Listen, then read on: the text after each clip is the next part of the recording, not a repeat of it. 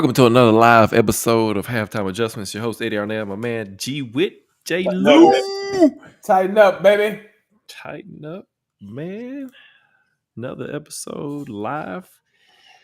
Tennessee Titans, OTAs, some mandatory ones coming up. You know, a lot of people making noise about Big Jeff not being there, but Big Jeff hadn't been there in several years now. So yeah, I mean that's normal. So. But tonight, man, we're going to talk about it. We'll get into some other stuff after this. But quarter three, guys, of the schedule for the Tennessee Titans this year. As J. Lou pointed out last week, you can just call it a month of home football. Yeah, for the two-tone blue for the month of November. And so, G. Witt, I know you was out last week, man. So I'm gonna come to you first tonight. We got the Chargers coming out of in Week 9, just coming off the second matchup against the Colts. And we talked about last week, J. Lou, that Anthony Richardson, well, during this past week, he's had a shoulder injury, right? The same one he hurt last year. Yeah, same AC joint. Take him out. And so, and J. Lou said the first Colts game is going to be a different quarterback from the second Colts game. I agree with that. And so we see that's coming true right now. But Week 9, man, is a different challenge. The Chargers, another playoff team. We've talked about how, these first 8 weeks has several playoff teams starting off for this young football team with a first-year quarterback. The Chargers 11th ranked defense overall, 20th on offense, G Witt. And Harbaugh wants to run the ball, and you can tell by the way they drafted in 2025, man. So talk to me about the Chargers. Well, and that's going to really be really when you look at the Titans, especially on defense. When you look at them, man, the biggest problem they had last year really was stopping the run, and that's going to be their challenge this year, I think. But they improved on linebackers, but the Chargers are still going to be able to run the ball pretty good. I'm not so, for some reason the Chargers don't scare me this year, and I really can't say why. But the thing I do know is that I'm looking at our secondary being better in the second year under Denard Wilson, and I just think that with the Chargers, with the way they like to run the ball, if we improve against the run, they're going to be hard to score against. And I think, I still stick by my statement from last year. I think we're just a good quarterback. If we're clicking on all cylinders by then, if Cam is running the team and he's in sync with all the receivers and everything, by that time the game should slow up enough for him so he's used to it. I just think that might be a different type of game than what we experienced last year. Mm-hmm. Yeah, especially being at home, right? A little bit different to be on the road. We talked about it last week, J. Lou, that the Titans had 2 games on the West Coast, right? Dang, well, you ain't got to talk about the glasses, bro. No, it's okay. Appreciate y'all joining us. But yeah, and so you got another West Coast team, but this time coming here and you see what they did in the offseason as far as free agents. Najee Harris, they run the ball. Omarion Hampton, they drafted running back out of North Carolina. Trey Harris, receiver from Ole Miss, and so trying to add more weapons to this offense. Yeah, and to your point, G Witt, they don't really have a big threat receiver. I mean, Ladd McConkey's a good slot guy type route runner. I mean, he's gonna route you up if you give him the time to. And so, J. Lou, man, it could be a pretty good game, but I think we can get this one as well. Yeah. So this is one. I think we only got like two games. I think this year where we don't have the rest advantage per se. So the Chargers have a mini bye. They're at home the Thursday before against the Vikings, I think. So tough game, tough NFC game from that standpoint. I agree. I mean, we played them last year. We saw them last year. We were good. This is one of those games you can chalk up as good quarterback play away from being in there. I mean, because it was just one of those that you just waited to see how we were going to find a way to lose. And again, Justin Herbert, now he's a MVP quarterback in the regular season, but he has yet to do anything as the weather turns cold and it gets in the playoff time. So curious there, but you hit the nail on the head at the beginning. Harbaugh, based off his drafting and just knowing his history, this is a game where it's a November game, so Tennessee weather, we might have 80 degrees, we might have 50. You never know. But this is a game where you can see 40 carries from the Chargers. And it's just about how well we stop the run. And I'll be honest, as crazy as it sounds, because I think you would have to put Herbert, most people put him least top 10, top half of quarterbacks in the league. I'd rather him pass the ball and try to beat me than them beat us running. And I honestly think that's the game plan that we would need to see, because you're right. They don't have receivers that scare you. Now again, McConaughey can dice you up from a route point. And let's just be honest, Herbert can as well. One thing you know about Herbert, though, from the few times, I think this is the third time we played him in his career, if I'm not mistaken. He will stand in the pocket. So you just got to get to him and hit him. And then he's had some injuries in his previously in his career, so you can get to him. But if we can stop the run, and again, you hope by November that we're starting to have that offense click and Cam is getting in a groove. You hope that by then, especially to kick off the homestand. Now, the wild card with this game, you got a young team. I mean, right now, we probably the second, third youngest team in the league before you get to 53.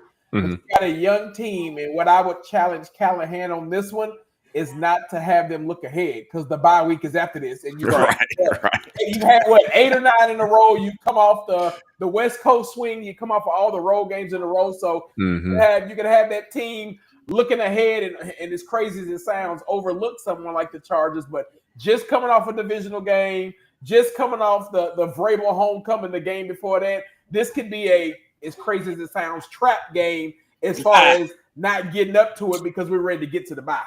And not to mention they've already had 3 conference division games by this point, right? Yeah. Half of your division is already over. So the Colts is already over, and then you got the Texans coming up after the bye week. And so, to your point, man, I really like Dion got jokes tonight. I really like that assessment. But as you look at, and I don't know if you guys have looked at the roster for the Chargers, but it's almost Tennessee West Coast. They got a lot of former Titans. Hassan Haskins, Dez Fitzpatrick. We already know that Elijah Molden is on the team. Bud Dupree, Tierre Tart, and so they just extended him. Caleb Murphy, right? Yeah, Elijah got extended. So I do think though for this team there is a possibility that secondary is not as good because they don't have Asante Samuel Jr. They didn't sign him back, and I'm not saying he was a big difference maker, but it helps to have a solid corner that's been in your system for the last 4 years, and they didn't renew him, and so he's a free agent. And Joey Bosa's gone, Khalil Mack's still there, so they got there's some opportunity there. But by this time, though, you think in week 9 that they've gelled and they've got the system down to a T, because that defense really played well for them last year, and the differences they made. With the Harbaugh and his crew coming in. Will says, "Gee, what I heard, Klein reunion is in the talks." Boy, please, y'all try to run him out. Look, you hadn't been on here, so they ready for you. I understand that. But back to the Chargers, because they let J.K. Dobbins go too, right? Yes, J.K. Dobbins is not there. J.K. Thank you, J.K. Dobbins. Yep. So I will say this, as far as the running game, you mentioned this signing Najee Harris. Najee Harris is probably one of the few running backs in the league that really does not scare me as far as being able to run the ball. Because don't get me wrong, he's quick, he's fast, and he made spectacular plays in Alabama. But if you notice, even when he was in Pittsburgh, he had a hard time really being effective as a runner. Their backup was more effective than he was. So Najee Harris is not a power runner. You can hit him, you can tackle him. So I think he doesn't necessarily frighten me, but I will say I just think with the second season in Denard Wilson's defense, I think you'll see a different Titans defense especially in that game. Yeah, you would hope so. Giving up 133 yards on the ground last year, you hope. We kind of hit on this the past few weeks too. That the attention to focus for this new front office was in the trenches, right? You see they added some edge guys. Carter from the Falcons, not a big pass rusher guy, but a guy that can set the edge, right? You got to get strong on setting the edge.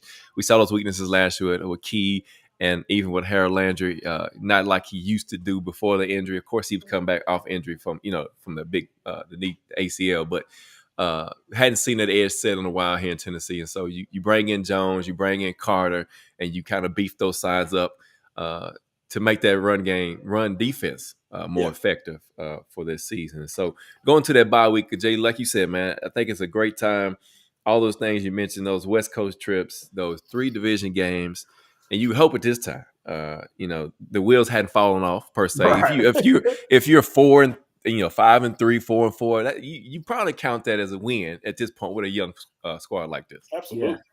I mean, even if you're even 3-6, as crazy as that sounds, that's almost a win with a young team like this. Yeah. Especially if it's 3 you can be 3-6 and have improvement, and that's what I mean by saying exactly right. Exactly right. Beta quarantine. Week 11 though, man. Week 11 brings a significant challenge against the Houston Texans. Now, J. Lou broke the news. If y'all hadn't heard, Nick Chubb is potentially signed, or is signed by the Texans. I mean, J. Lou, man, the risks keep getting richer. Now, this is J. Lou's specialty. So now this is a team who's really maximizing a rookie quarterback's contract to build that franchise and make it, hard to beat for the next 3 or 4 years. Maximizing a rookie contract and maximizing a weak division. Yes. Because let's just at this point, when you're the Texans, you're building your team to take on the Chiefs, the Ravens, and the Bills. Yeah. You've owned the division the last 2 years since CJ's been there. This is the second game. Again, as we mentioned in quarter 1, you got to find a way to split with them. You have to go at minimum 3-3 in the division and then build from there. So this one's at home. Granted, now you won't have to see nothing crazy. I know G Witt hates seeing them Houston Oilers uniforms. Won't have to see none of that mess this year, none of that extra antics when it comes to this game. So we know that Amy will still have this one circled. It's another good measuring stick. And at that time of the year, the Texans could still be playing for position in the conference. You could be playing for position as well. So big game, a little earlier than it's been, I think, in the last couple of years. Yeah. So we finished in like the December time frame, but again, that team, they know you. It's going to be. I think they came here last year. We beat them down there. They came here at the end of the season and embarrassed us out in the field. So again, another division game. This makes number 4. If I'm not mistaken. Uh-huh. So this makes number 4. So if you can get to 4 division games on November 16th, and you have to at minimum be 2-2. I'll greatly take 3-1, but you have to at minimum be 2-2 after that game. So again, another tough game, and again, we know what this team brings. Yeah, man, and and I'm gonna kick it to you, G Witt. Not only so last year the Texans had an issue protecting Stroud, right? And so now you want to beef the run game up. They were 18th overall in the league in rushing. So you bring in Chubb. You get Jaden Higgins and Jalen Noel from Iowa State in the draft. You get more weapons on the offense. You hopefully you fix the offensive line. You trade Tunsil. That's arguably, you could argue that all day whether that's a good move or not. But they got a problem with protecting the quarterback and the franchise quarterback. And I'm sure the front office don't like their franchise quarterback getting beat up. G Witt. And so Nick Chubb comes in, maybe boosts that running game, and Woody Marks from USC is another good running back, came out last year. And so, man, it's going to be a tough game. I think we'll be ready. But at home, the first time against the Texans, what's your take, G Witt? Well, I agree with you. It's going to be a tough game. And they have been, I would say this, signing Nick Chubb was a smart move, because really with the Texans, if you notice anything about them last year, when Joe Mixon got hurt, that's when they really struggled. Yeah. And I've said this since the Mariota days. The best way to protect a young quarterback is to have a good running game. That's right. And so Houston is doing a good job with that. The rich keeps getting richer. They had Joe Mixon, who's a really good running back. He was good for Cincinnati. He was good for the Texans last year. And Nick Chubb is an outstanding running back. He's been good for Cleveland for the longest. The problem you got with both of them, though, is that they're injury prone. Chubb, unfortunately, has had some of the worst luck out of any running back I've seen in a long time. So that's going to be the issue. And again, that also brings up the fact that they do not pass protect very well. And like you said, you could go either way with Tunsil. I never was really all that impressed with him. But I think this is going to be a good challenge for us offensively. And again, with the Texans, simply because last year it was Sack City on us, that offensive line. And they're going to be chomping at the bit to see if they can do it again. But I'm thinking the offensive line by this time really should be in good form. If they, again, a lot of it depends on health, but if they're in good form and if we can run the ball effectively, I think this is a good game for us, a good measure. I'm not saying we'll win, but I'm just saying it might be one you can steal. Yeah, I mean, you look at the ads on. Of course, they bring in Cam Robinson, a left tackle, to replace Tunsil. Again, you could argue back and forth. Is he going to be an upgrade over Tunsil? We saw him with the Jags. We saw him twice a year, and what he did for them, and so he's with the Texans now, and so that remains to be seen. But the defense, man, is where this team is their bread and butter. They bring in C.J. Gardner-Johnson at safety. Kamari Lassiter, the rookie from last year, at the other corner with Derek Stingley Jr., one of the best in the league, and then Jalen Petrie to round out the secondary. Man, you got a great head coach, a defensive-minded head coach, yes, that maximizes the talent of this team very well. And then you add more weapons. Nico Collins took a step forward last year as one of the best receivers in the league. Yep. Again, it goes back to the run game and what can they have with Mixon and Chubb and Pierce, even Woody Marks at this point. What do they have in those guys to help CJ Stroud excel? And it's going to be a tough game, man. Like you said, like you both said, Tank Dell had a gruesome injury last season. Who knows if he's back and ready by then? At least I know he probably won't be ready for that first game we playing, but this game he might be back. But a tough game at home. But again, it's a home game, right? But like you said, they can't smack us around. You got to defend that home turf. Got to defend that home turf, man. Jaylen, you said something already for the Texans, man. I lost my train of thought. I'm sitting here trying. I did. I went first. Cool. All right. So week 12, G-Wit Seahawks at home. No more Geno. They come back in. They got Sam Darnold. We saw what he did to us last year with the Vikings, right? So here he comes back again. No DK Metcalf. Nope. No Tyler Lockett. Nope. So you got a pretty basic new offense, if you will. Still got Walker at running back and some other weapons, man. But Seattle Seahawks, G-Wit. Well, this one is a funny one for me because you don't know which Sam Donaldson you're going to get. Let's just be real about it. You don't know. I mean, Sam Donaldson had a year for the ages last year with Minnesota. And we all know Kevin O'Connor he's really what you might want to call the quarterback guru because it seems like quarterbacks under him always play well. Mm-hmm. Sam Darnold, he didn't do much when he was in San Francisco, when he was with Kyle Shanahan. That's going to be a wait and see game for me. I just don't know what Sam Donaldson can do, man, in all honesty. And again, I thought late toward the latter part of the season and in the playoffs, the real Sam Donaldson showed up. And so I'm looking to see if that's going to happen again. Seattle went through a lot of changes. I mean, I was kind of surprised they let DK Metcalf go, but I understand. And the question is going to be, how good is their running game going to be? Because that's really going to be the issue. They're going to have a strong running game in order to beat some people. I think defensively they're going to probably be pretty solid because the head coach is a good DC.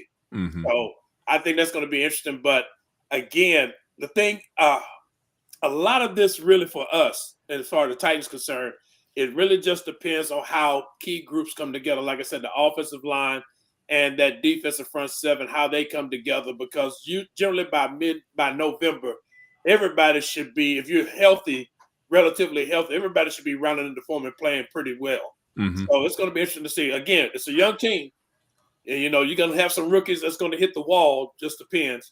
But they'll be coming 2 weeks removed from a bye, so I'm not expecting too much damage with them. But it should be a good game. But I don't know what's going to happen with Sam Donaldson.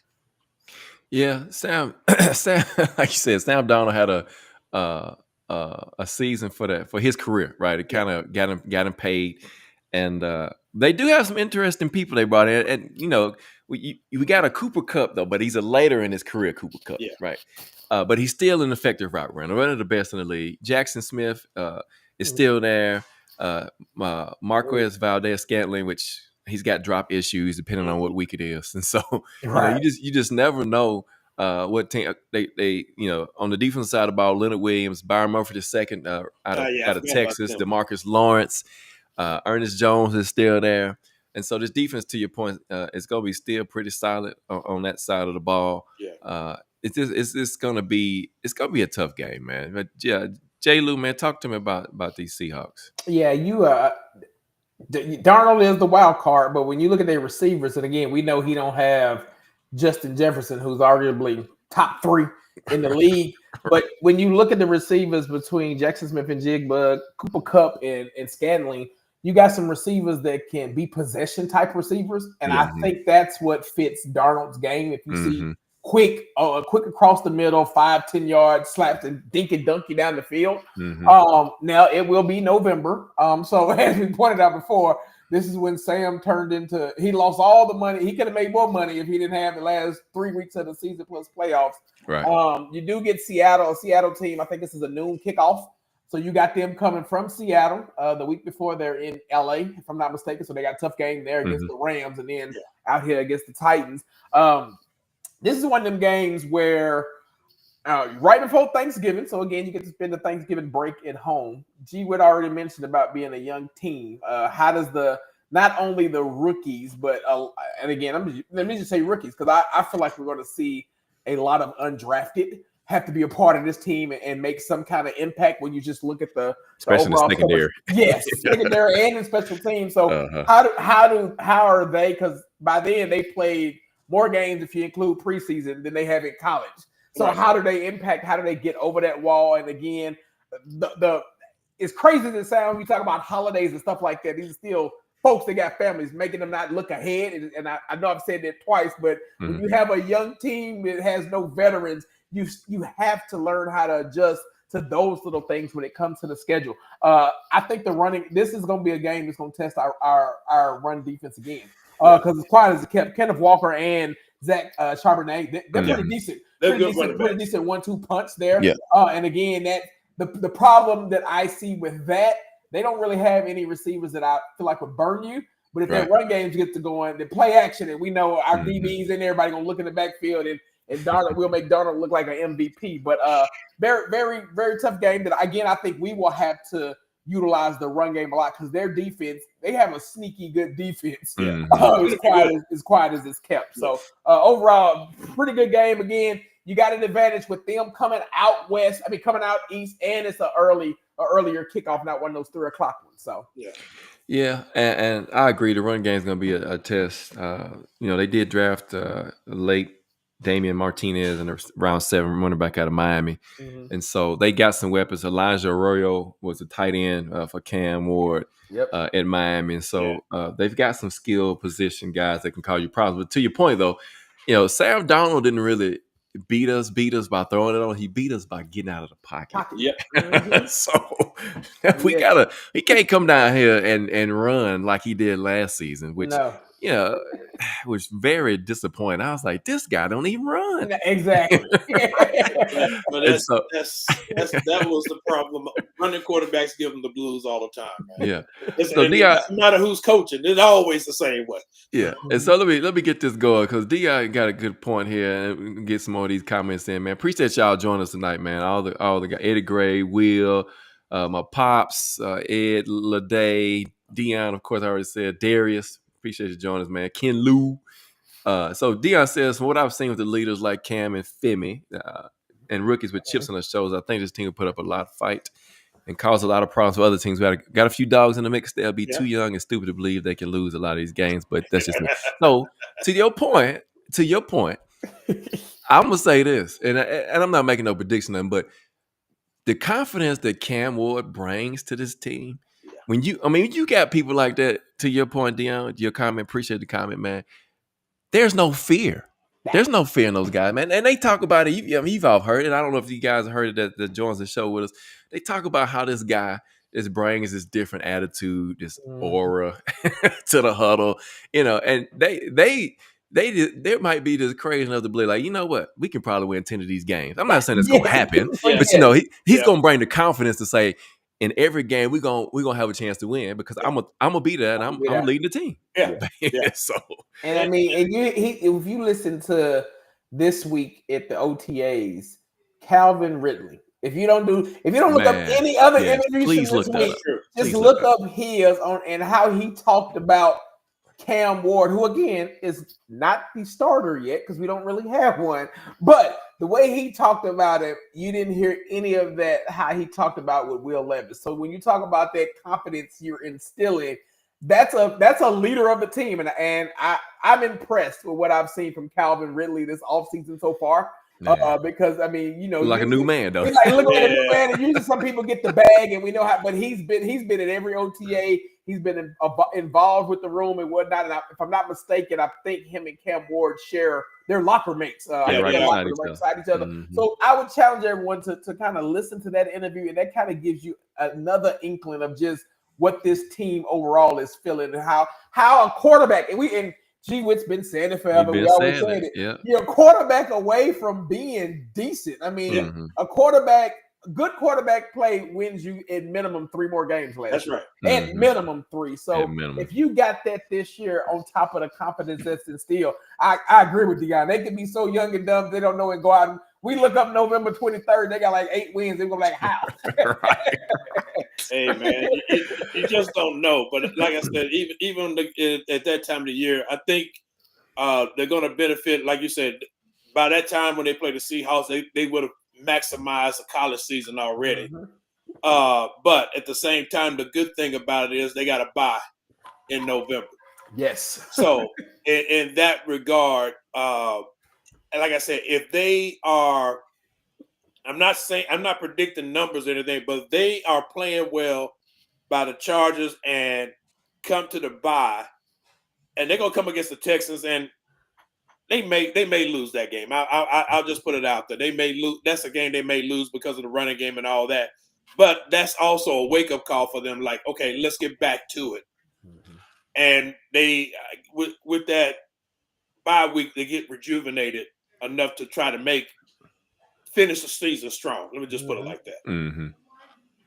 And then, and so, again, youth does a lot, right? And those guys, they bring that confidence to the table. And like he said, most of the time they don't know no better. Like, who lose what? Yeah, I'm supposed to do what?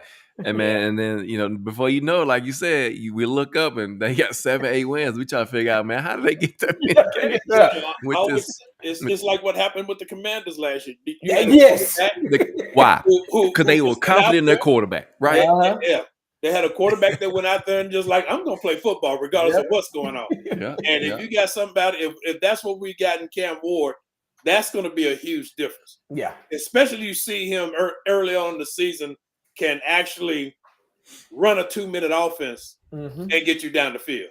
Because that 2-minute offense breeds confidence in every player on the team. Because the bottom line is, if you're in a tight game and the defense has to make a stop, they like, look, if we make this stop, we got a guy that can take us down there that could possibly put us in position to win. Yep. That's a huge difference on an attitude on a team. Because let's be real, last year they definitely did not have that. No. You saw it, man. You saw it early. You saw it often. And you look at the body language of everybody when we had a bonehead play from the quarterback position. I mean, you just knew it. Even Callahan, which is, I'm gonna say, he's not a really rah-rah coach, right? But you saw some big frustrations out of him last year. And so, I mean, from the top down to the bottom, it was just a bad situation. To wrap up this month of home football, we got the Jags in Week 13 at home, the first matchup with them. Of course, everybody knows J. Lou. They trade up and get Travis Hunter with the second pick, and we come back, we get Alec as the equalizer to Travis Hunter late in the draft. And so, I mean, it's Jacksonville, right? I got another question for them, just like the Texans. Can they protect Trevor Lawrence? And, Trevor Lawrence gets the bag. Is he going to turn the corner and be the franchise quarterback that everybody thought he was? Somebody on this show, I'm looking at him, said that he wasn't gonna make out to be this big time quarterback. And so far he hadn't. Maybe I'm wrong, but so far he hasn't. Anytime you can compare your numbers with Daniel Jones, I mean, that's all I gotta say. That's all I gotta say. J. Lou, man, the Jaguars, man, first time at home to wrap up the November month of football for the Tennessee Titans when they homestead. Yeah, so the first game, they just had first meeting between them. New coach, Liam Cohn, I believe, Tampa Bay's offensive OC. So he's supposed to be the quarterback whisperer as well. He's made some quarterbacks look good. This is Trevor Lawrence's third or fourth quarterback in the league. Like that.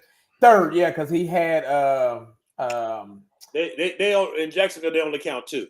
Yeah, I'm gonna say they don't count the one that we as Titan fans didn't want them to fire. I wanted them to still have Urban Meyer. Be interesting. I mean, the Jags came down here and again we were swept by the Jags and, if I'm not mistaken, Mac Jones last year. Man, he looked like a superstar. So they do have a superstar. They have a 1-2 punch at wide receiver. If you look at Brian Thomas Jr. and Travis Hunter.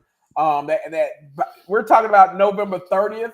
Be very interesting. We talked about, the college season being over for some of these guys. Be very interesting to see if Mr. Travis Hunter is still a two-way player and how much by then as you get late in the season. I personally think that he's a better cornerback than wide receiver, probably to start off. But they've already said they want him at both spots. So Travis Etienne and Tank Bigsby, again, a dominant 1-2 punch. Etienne, he gave us the blues, as G would put it last year. And then when you look on their defensive side now, this is a game, again, they're one of the few teams in the league that actually run a legit base 4-3. Because you don't have too many of them to do that, but you got Josh Hines, Allen, they got Eric Armstead, you got Trayvon Walker. They're loaded. That defense can get after the quarterback. So again, we don't like the Jags. They don't like us. So it's going to be one of those type of games anyway. And again, it just that late in the season, this is game number 5. You'll see them again to end the year. You want to have a positive record going into this division game. You have a positive record going into this game November 30th. You can actually make December some meaningful football, depending on where it stands. So this is just one of those. It's crazy. This is one of those must-haves. Like, you've got to have. I keep saying you got to at least go 3-3 in division. 3-3 in division means you've got to hold serve at home. So you've got to have this game against the Jags. Yeah, and G, they were just as bad as we were, even worse in some categories. And so this is going to be. It just depends on how the season is going at this point in time, man. But talk to me about the Jags. No, you hit the nail on the head. It just depends on how the season's going. But I agree. It's they had some players that gave us the blues last year, and the Jazz are an anomaly, man. They're just an anomaly. You really don't know what you're gonna get with them. They got Travis Etienne, but you don't know if he's injury prone. Sunshine the same way. You don't know what's gonna happen with him. And you don't know if they can really protect him. Yeah. That's the problem. And that's really the problem. Their O-line has been a problem for the past few years, and you don't really know if they can protect him. It's just going to be interesting. Defensively, they're going to be solid, I think. But offensively, man, the Jags are just an anomaly, man. They just don't make sense sometimes. And I'd be the first one to say I was one of the ones that thought Sunshine was going to be a good quarterback in the NFL. I thought he was going to be solid, but he's proven me wrong over the past few years because I'm like, good Lord. Yeah. You talking about somebody, he got the bag and just fell off the wagon real quick. And I was like, God, I'm like, okay. But, I don't know. I mean, he's on his third head coach. Again, I don't count, the first year, but he had Doug Peterson for what, 2 seasons, 3 seasons? 2 seasons. 2 seasons. And now he's having to learn a whole new offense again.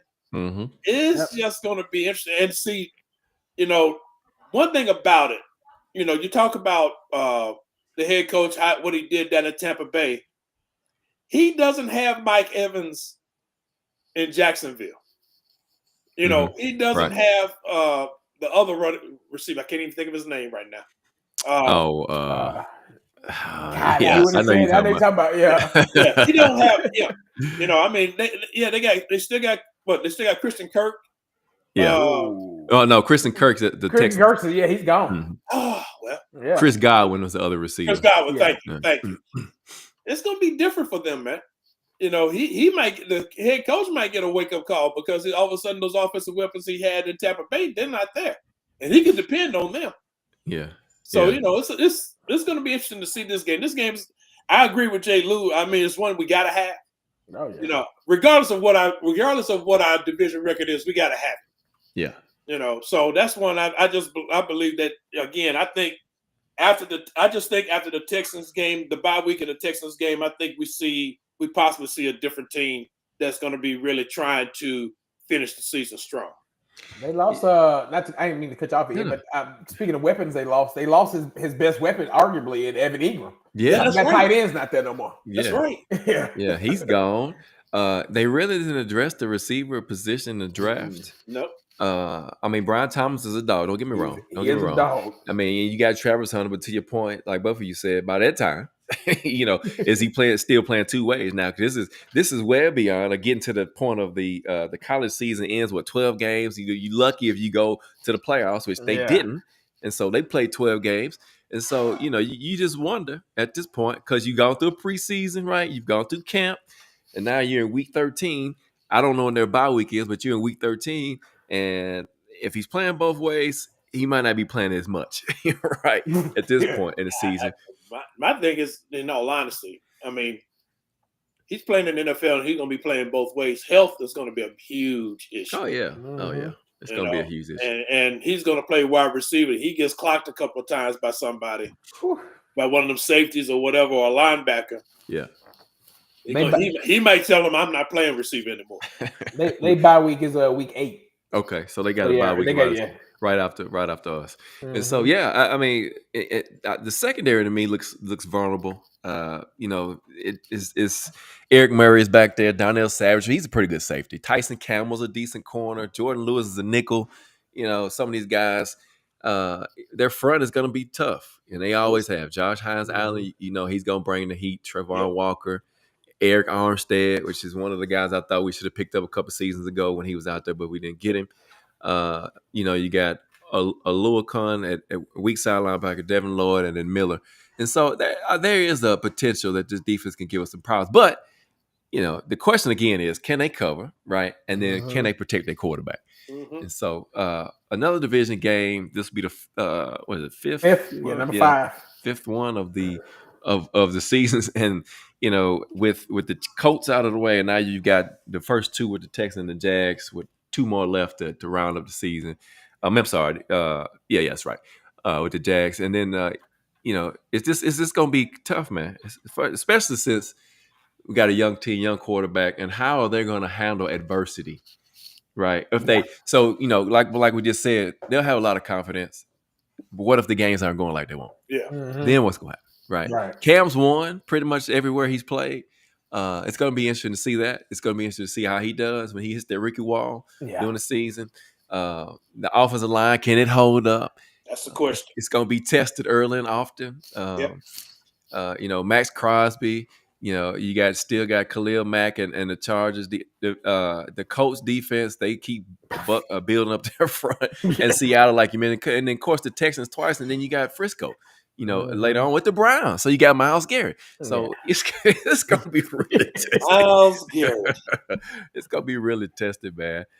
Dion said I thought he should be playing mostly at corner. He's talking about Travis Hunter, special package as a receiver. Yeah, they got him listed as starting receiver and then second on the start as corner. So they might change. I mean, still a lot of off-season left to go.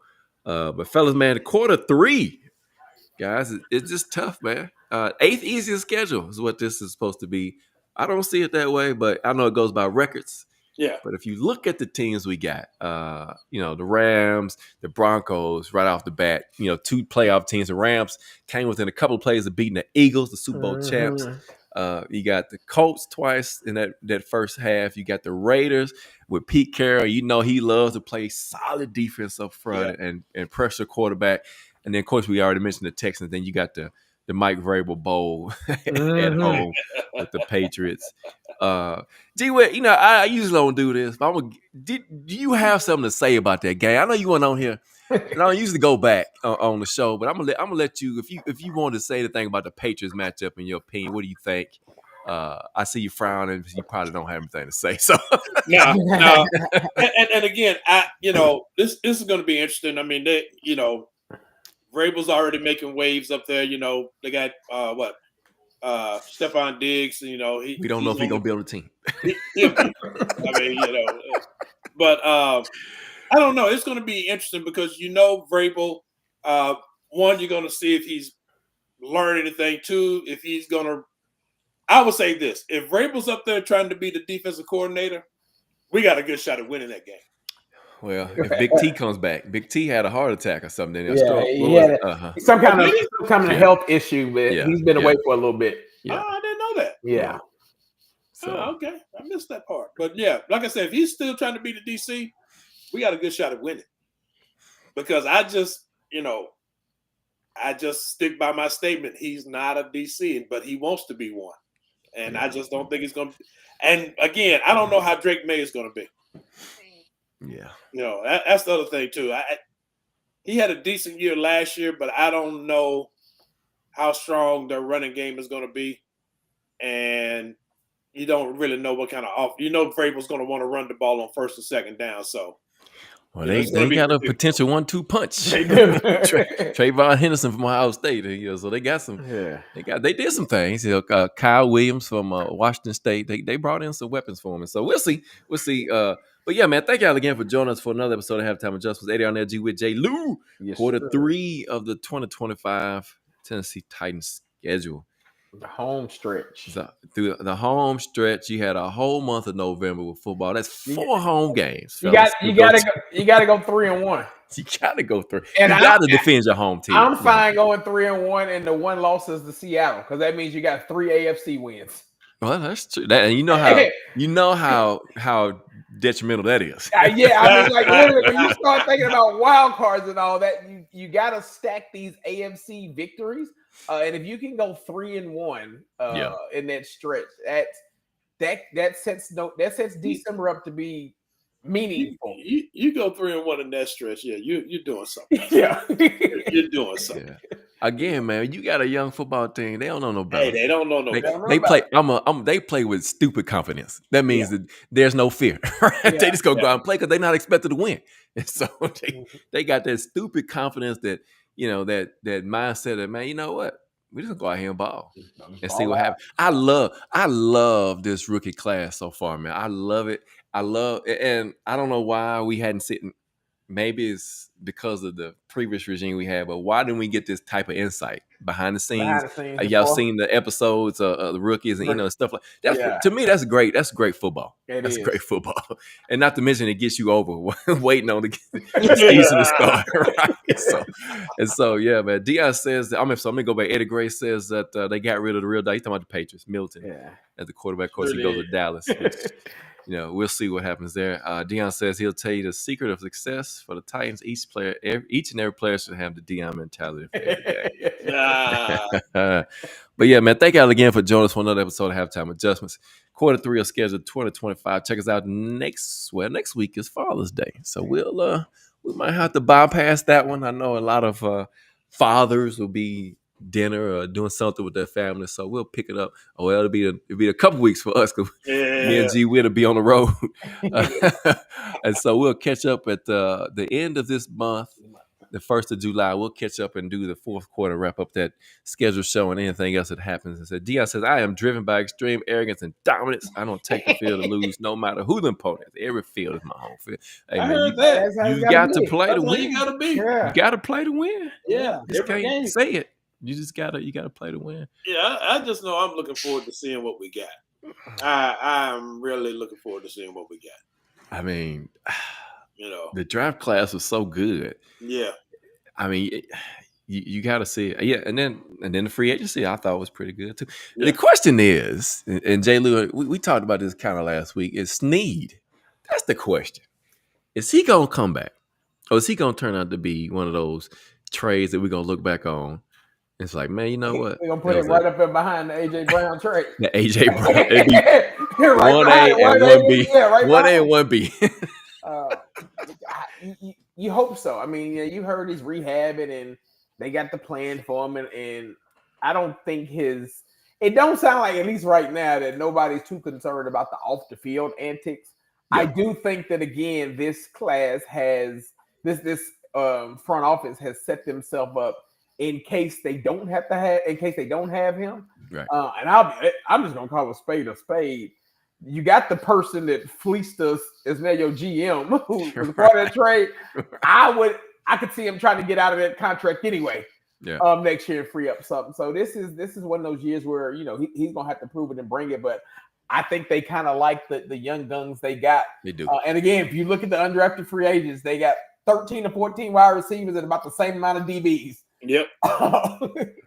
Some DBs. And if you look at Kansas City, from where Bergonzi came from, I mean, Snead was a 4th or 5th round pick. Yep, he was. So, and they that's how they build their corner. So it'll be that room is going to be an interesting one to watch the entire summer to see how that plays out. And to your point, what you just made, I mean, you said a lot right there. I don't even know if you realize you said it, but think about it. They got rid of Snead, and their secondary still was good. Because why? Because they drafted those guys, those later guys in the rounds, the corners and undrafted free agencies. And so, you look at the Clarence Lewis and the Jamari Harris and the Marcus Harris. Marcus Harris drafted late, 7th round DB out of California. Yeah, and those guys, they bring in as undrafted free agents. I'm still waiting, and I know he's been practicing, but I don't know to what extent because they hadn't get a lot of press. But Kevin Winston Jr., the safety out of Penn State, still looking at that as one of the bigger draft picks. Right now, they say that he's on track to be ready for training camp. That's great. That's right. That's very good. That's really good. And so, you got those guys that come in. We know Rodgers in a contract year. We don't know if they're going to pay him or not. But you've got some guys there that potentially could make some noise and it's going to be tough. And I know we said this before, but I really think it's going to be tough to make this 53-man roster. Special teams play is going to be huge this year. If you can play special teams, then you're going to make this squad. That's going to be the X factor too. Yeah, it's going to be the X factor. But on the defense, in all honesty, the position I'm really looking at is that inside linebacker. Yeah, that's going to be key too. Yeah, I agree with you. That's going to be a real key because again, I thought really, in all honesty, that's where we were really weak at, especially against the run. And I'm looking forward to seeing what a second year of T. Sweat's going to look like. With him coming back and Slim 360. Yeah. The Slim 360. Right. Octavia says, probably no stupid question, man. He said, would y'all want a Jalen Ramsey pickup or no? I would not give up the house for him. Now, J. Lou, I could tell by your face that you would entertain Jalen Ramsey. Nothing higher than the 5th round. Okay. There you go. Nothing higher than the 5th round. There you go. And I like Jalen Ramsey. I mean, I would. I do too. But nothing higher than a 5th round. He plays that star rover position, right, where you can line him up anywhere in the secondary, and he can blitz. He can tackle when he don't have to tackle Derrick Henry. Yeah, that's true. And so, but yeah, nothing higher than the 5th round. I agree, man. For a team that's in the process of overhauling this roster, and I mean, you've heard the front office said, Mike B, he said, "Hey, we've got to get draft picks. That if we're gonna build this franchise to a championship quality franchise, we've got to get draft picks, and we've got to, they want to draft and build their homegrown talent. That's what they say. So, Eddie Gray, he does want to come home. We talked about that a little bit last year with Rand, and I know he does, but man, which home? Because Nashville, he's talking about. I'm talking about LA. I thought because he could. You're right. I keep saying, don't be shocked if you see a reunion with the Rams. That's the word. I think that's the one. But I mean, he would definitely like to be in Nashville or LA. I think, and it's just this team's not in a position. You're not a cornerback away, and you don't need to give up. I don't want to give up draft capital when I think you got some good young talent back there. And again, what helps a good the back half? If you can get a pass rush. Right. And I'm gonna go back to something that G Witt said. He brings up a great point about the inside linebacker. You know, Cody Barton is a tackling machine. Now he's had the last 3 or 4 seasons. You go back and look at his stats. He's had over 100 tackles. Last year he had 155. So we know he can get to the ball, right? We know he can get to the ball. We know he can tackle. The problem is who's gonna line up beside him. Now, Jay Lou says it's his guy, Otis Reese, which he loves Otis Reese. We know that, right? Yeah. Mm-hmm. But can Cedric Gray, James Williams bust through and line up? You know, they picked up Anthony Orje a couple weeks ago, claimed him off waivers. And so, you know, that's going to be the key to me, G Witt, man. Those inside linebackers we've had, we haven't had a solid one here. It's been a while to who could cover. We had, you know, he's gone to Houston now. What's his name? Shazier. That's it, yeah. Azir, yeah. He could cover, he could tackle. We just hadn't had one of those that stays here for a while. He's only here for a season. And it's been a while since we had a linebacker that was truly a middle linebacker that can run sideline to sideline, didn't have to come off the field, you know, could tackle. We had Dr. Gibby there, you know, Dr. Gibby. Lord. He had his shortcoming, right? He could tackle, but that was not it. But it was slow as Christmas, man. He was slow. And so, yeah, to your point, G Witt, I think, you know, but I like Cedric Gray and James Williams as well. I thought they played well last year, considering there being rookie years, and they were coming in throwing into the fire when the team was really in the dumpster at that point. But it's a long offseason still, and we got a long way to go before we get to the and first. You gotta think about those guys you mentioned. We always say it's good to see what, you know, we can't wait to see what the second year transition look like. A couple of those guys were transitioning from safety to linebacker. So, you know, a year in the system, a whole year going through the offseason and actually being in that position and then learning it from the NFL standpoint, that will be the battle of training camp. And you probably won't see a lot of it. Even I would take it with a grain of salt with who we see play, particularly since they have back-to-back weeks of joint training camps. Right. But this is going to be the battle that I could see coming all the way down to that last preseason game. Yeah. It's going to be interesting. And all here's to me, this is one thing that's really, I think, makes a difference on both sides of the ball.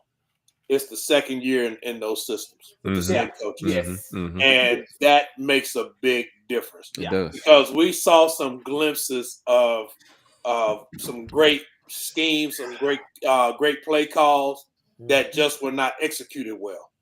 So when you're going into your second year, as you mentioned, Cedric Gray and James Williams, second year in the same system. Right. They understand what's expected of them. They understand where they're supposed to be.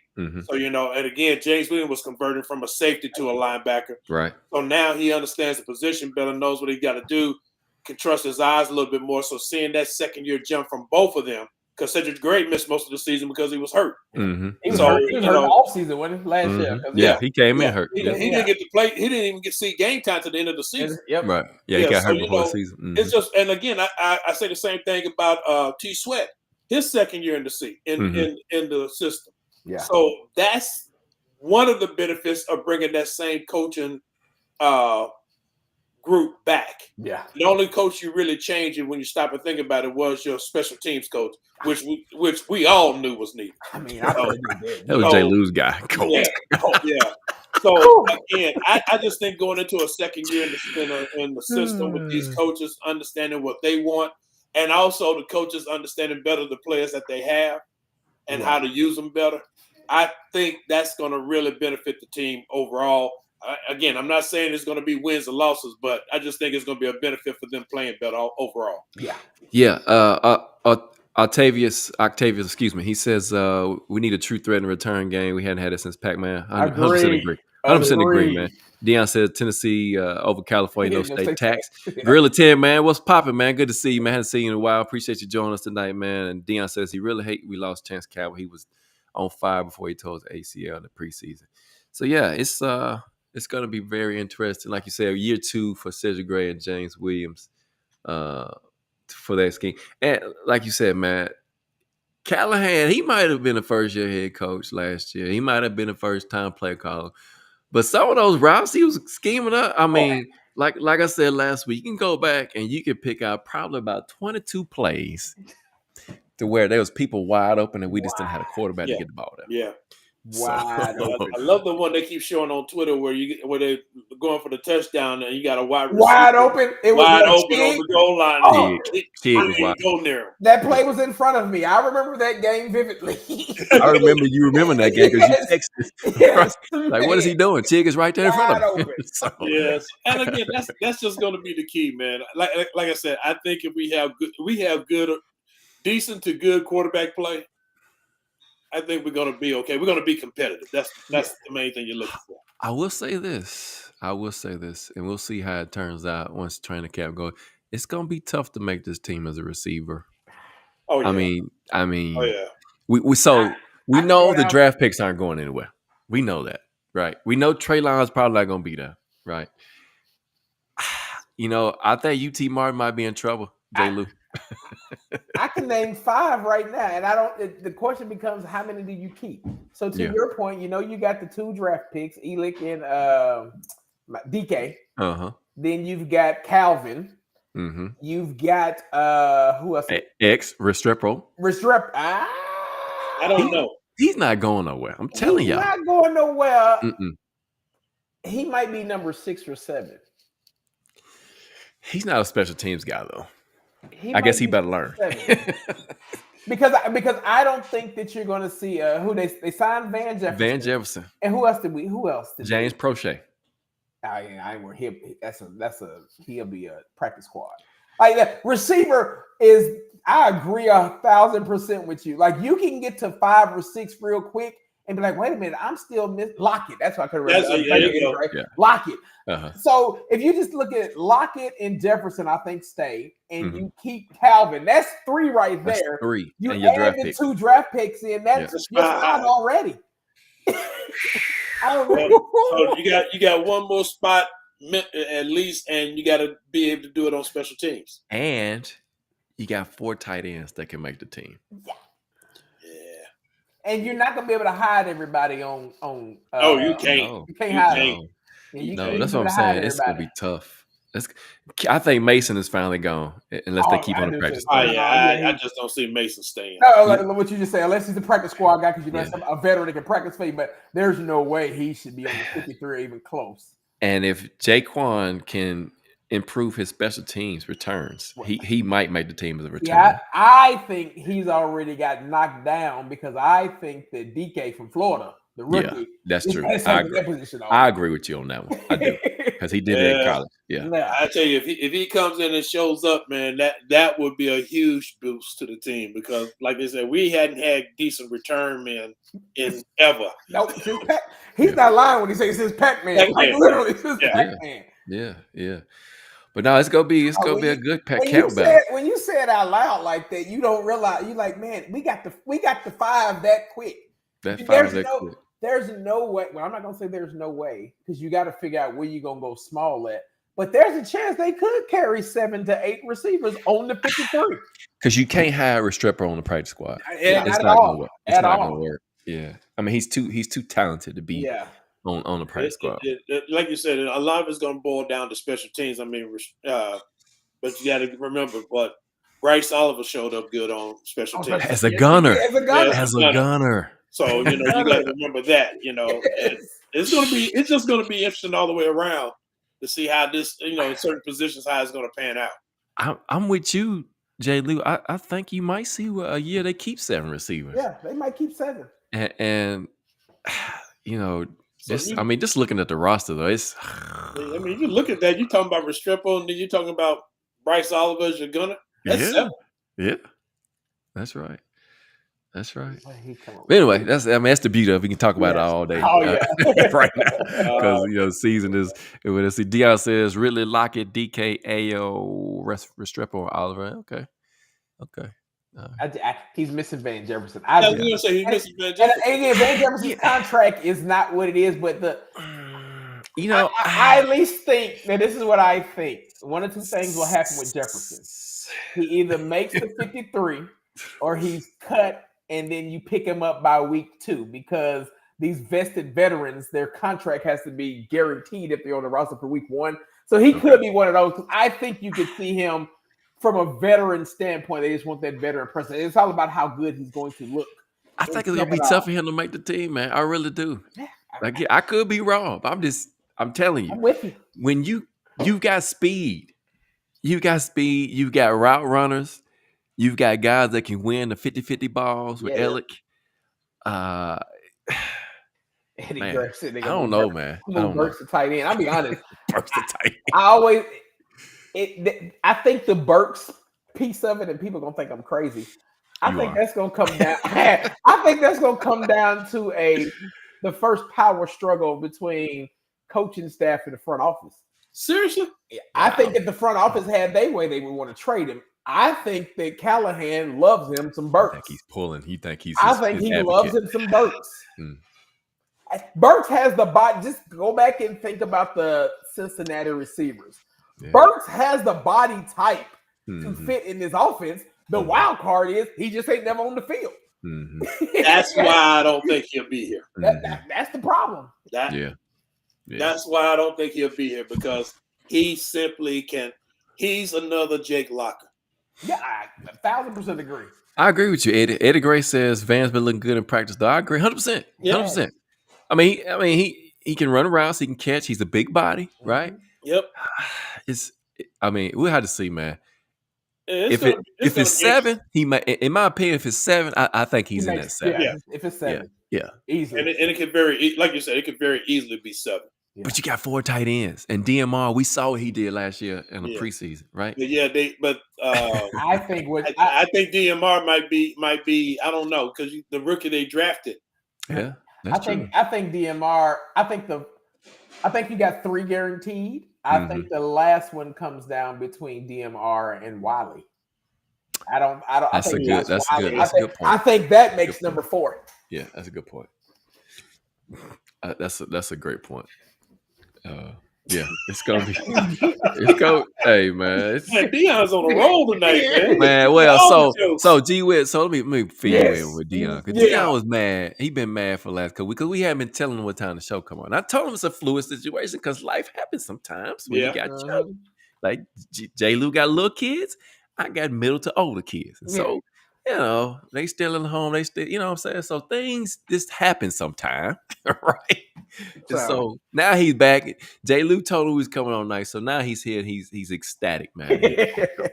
We love having him here. Oh, yeah, absolutely. So, Van is homegrown. He is homegrown. He is a homegrown Eddie Gray. He played local high school here. He did. I was able to see him up close and personal a few times. And so, it is what it is. But thank y'all again, man, for joining us. All the comments, the questions for the show. Support of the show, man. If you haven't subscribed to the channel, please do so. Turn on those notifications so you know when we come on live, Deion. Deion, you need to come over to YouTube, brother. That way you'll know. We still broadcast on Facebook, man, because that's where we started at. That's we got a lot of followers on Facebook, man. So all y'all on Facebook, we appreciate y'all, man. We still broadcast on that because of that reason, because we started there. And we got to keep it going because we got a lot of folks over there following us. That's right. But again, thank y'all for joining us, man. G-Wit, J. Lou, Eddie on there, Halftime Adjustments. Check us out, man. Like I said, we'll be gone the next couple weeks. We'll let you know, Deion, and everybody else when the next one come out, man. We'll wrap up the 2025 schedule review, man. As always, appreciate y'all. We out of here, man. Peace. Peace.